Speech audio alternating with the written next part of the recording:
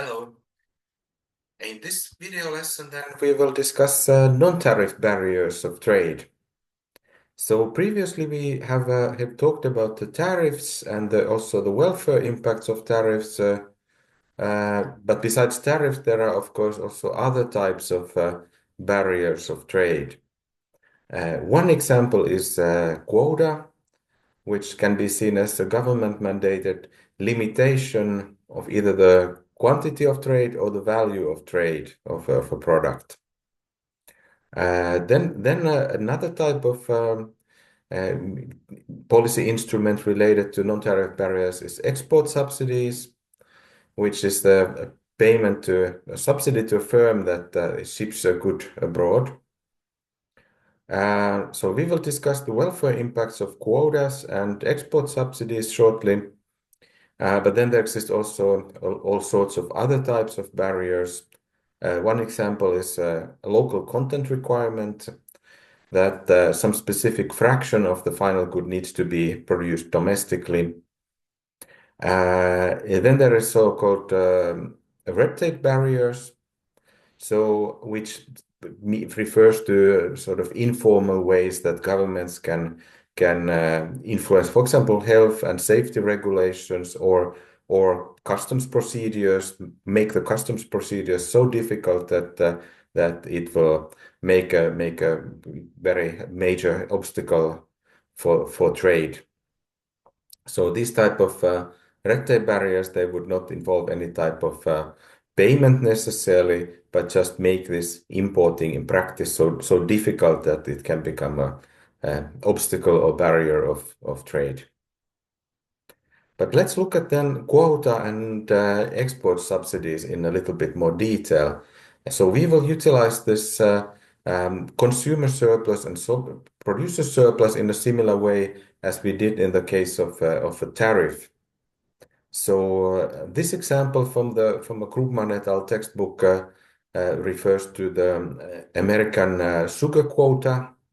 So there are these kind of examples of quotas very often, in fact, in agricultural products.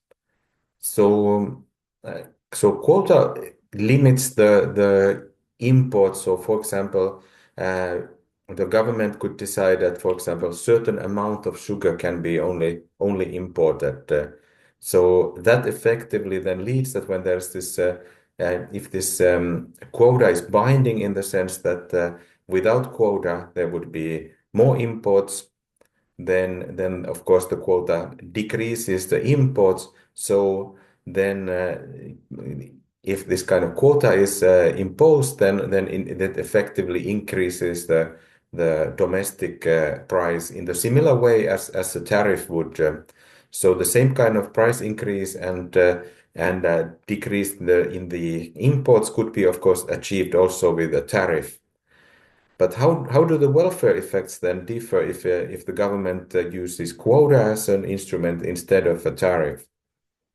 So this diagram illustrates the welfare effect. So again, the blue-colored area refers to the consumer loss. So it is the decrease in the consumer surplus as a result of this price increase and decrease in consumption. So the consumer loss is similar irrespective if the government imposes a tariff or a quota. The dotted area is similarly as in the previous examples a producer gain. So that is increase in the producer surplus as a result of the quota. So the domestic producers benefit if there is import quota because then the demand for the domestic production increases and the supply as a result also reacts. So the domestic producers produce more and receive a higher price. So there's a benefit for the producers, which is also similar to the producer gain in the case of a tariff. So in this diagram, there's also deadweight loss similar to the tariff. So these areas B and D are consumer loss, and this B and D are not really covered by anybody. So this is like pure loss. And then there is the striped area C, which refers to the quota rents. So remember that in the case of the tariff, of course, government collects revenue in the form of the tariff. In the case of the quota, however, the domestic government doesn't really get anything. So this quota rents actually get potentially to the foreign governments who are allocating this quota to these exporters, or perhaps then if they are handed freely, then it is these foreign exporters who get this kind of um, quota as the kind of subsidy. So whatever way this quota is allocated to the foreign exporters, the quota rents cannot be counted to the welfare effect of the home country who imposes the quota. So in that sense, from the perspective of this home country, also this area C is lost. So that's an important difference compared to the tariff protection. So with the import quota, of course, the consumers are losing, the domestic producers benefit. However, there is not this kind of tax revenue kind or tariff revenue for the home country. So in that respect, quota is not necessarily as good instrument as tariff. What about then the export subsidies? So this is also often found in the context of agriculture and agricultural products. So in the textbook by Krugman et al., there is a discussion of the EU agricultural subsidies, which can be interesting to read. However, this example is not exactly valid for the EU agriculture, but it could be in some other kind of context.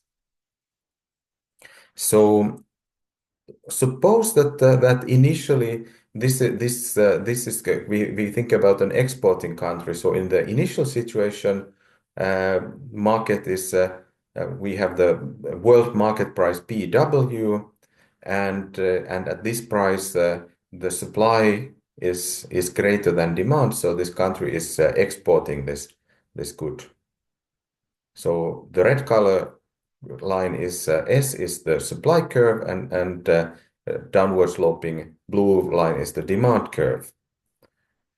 So now suppose that the domestic producers are lobbying the government that it would be a good idea to export more of this good to other countries, and suppose that these domestic producers have some kind of political influence to the government, so the government agrees to subsidize exports. Okay, so then government imposes export subsidy, which is equal to PS minus PS asterisk. And as a result, then domestic production increases, and these domestic producers export more of the good. They would export also in the absence of the subsidy in this example, but the exports increase. So let's consider then the welfare effects of such a export subsidy. And from the consumer point of view, if you think about the consumers in the home country, then the price level increases to the new level PS. Why is that? This is because these domestic producers export more of this good, so there is less left for the domestic consumption, and the price level in the home country increases as a result of the export subsidy. So the price level increases above the world market price, and in this diagram, somewhat differently now, this dotted area represents the consumer loss from this kind of policy instrument. So consumers in the home country lose because the price level increases and the consumption decreases as a result. So this dotted area is the consumer loss of the consumer loss as a result of this export subsidy. And remember, we are talking about an exporting country in this example. The producers, of course, gain because they get a higher price in the home country, and they also get this subsidy. So uh, so this is then the gain of the domestic producers is this blue area now. So that is A plus B plus C. So this consumer loss, in fact, is in a direct transfer to the domestic producers. So domestic producers gain more than the consumers lose because this area A plus B plus C is of course larger than area A plus B, which was the consumer loss. So obviously the domestic producers benefit from the export subsidy, and exports are increasing. So in that sense, the export subsidy does meet its objective if the objective is to increase the foreign exports. However, this comes at a huge cost for the government, because then if we think about what is the cost for the government, then this is represented by this striped area. So the cost for the government is, of course, exports times the subsidy. And subsidy was this difference between PS and PS asterisk.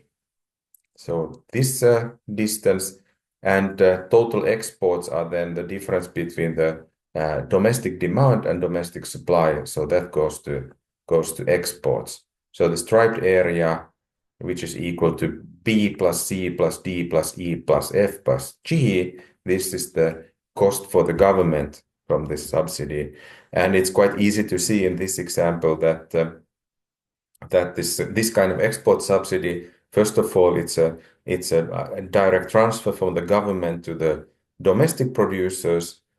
However, there is a lot of inefficiency in this kind of policy instrument, because this striped areas D, E, F, and G, they are not really even going to the domestic producer.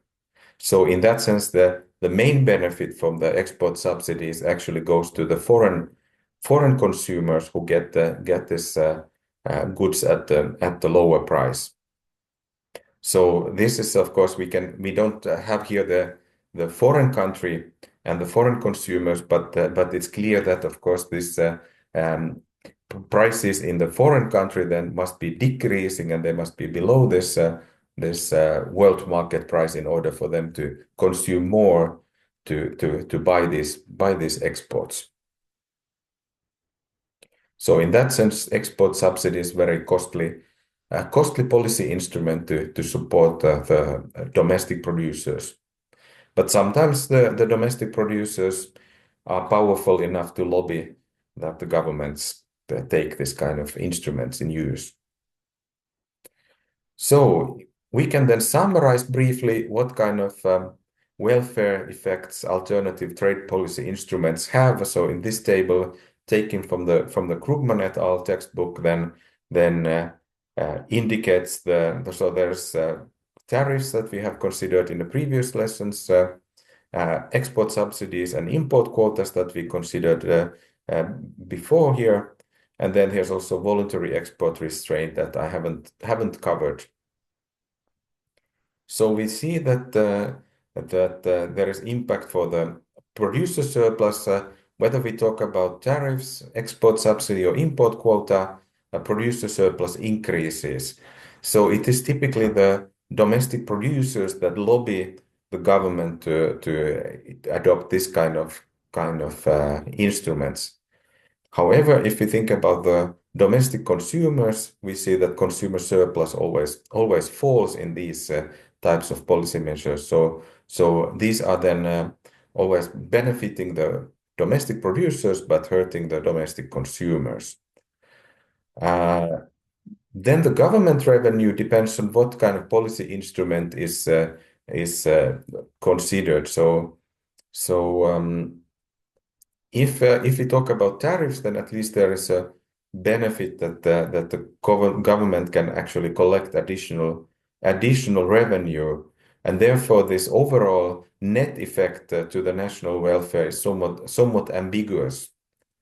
According to Krugman textbook, it also depends on the size of the economy. So the tariffs are more hurting smaller countries, but they can be beneficial for a bigger country. For export subsidy, the net effect on the government is of course very much negative, and so much so that the national welfare typically falls. The import quota doesn't have any effect on the domestic government, because then these quota rents go to the foreign governments or foreign exporters. And according to Krugman et al., then this impact is ambiguous. But if you consider the previous example, I would argue that the effect is actually negative to the national welfare in the case of the quota. So the only ambiguous one is actually the tariff.